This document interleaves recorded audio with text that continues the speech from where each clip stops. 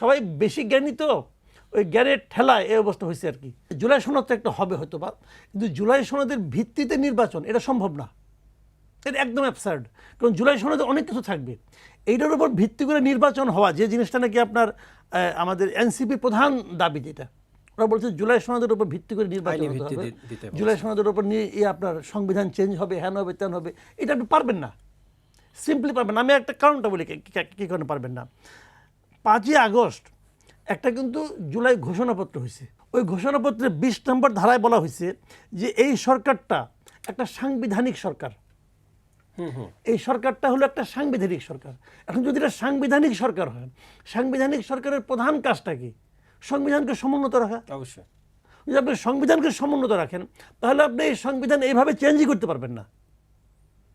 কারণ সংবিধানকে চেঞ্জ করতে হলে আপনাকে কিন্তু সেই জাতীয় সংসদে যেতে হবে।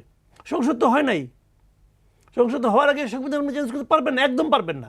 ওই আলী রিয়াজ সাহেব যতই ডায়লগ দেখ কোনো লাভ নেই ভাইয়া, যে আপনি সংবিধানের আলোকেই সরকার করছেন।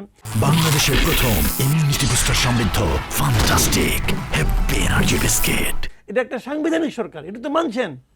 আপনি যদি শুরুতেই বলতেন এই সংবিধান স্থগিত, যে নাকি সাধারণত সামরিক আইন প্রশাসকরা যে কাজটা সাধারণত করে, মার্শালের সময় করে, সংবিধানকে স্থগিত করে দেয়, তারপর তারা যা ইচ্ছা তা করে, পরবর্তী সংসদ আসলে পর সেটাকে রেটিফাই করে, এটা একটা পদ্ধতি আছে।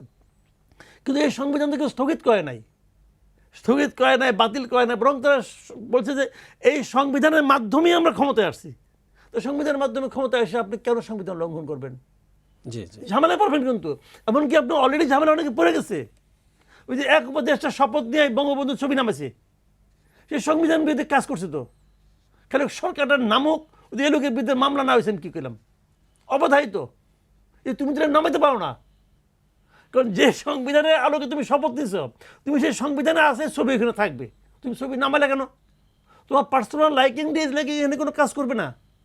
কাজে এইগুলি করে তারা কিন্তু একটা আওলা বাঁধিয়ে দিচ্ছে। আসলে হয়েছে কি, মানে সবাই বেশি জ্ঞানী তো ওই জ্ঞানের ঠেলায় এই অবস্থা হয়েছে আর কি।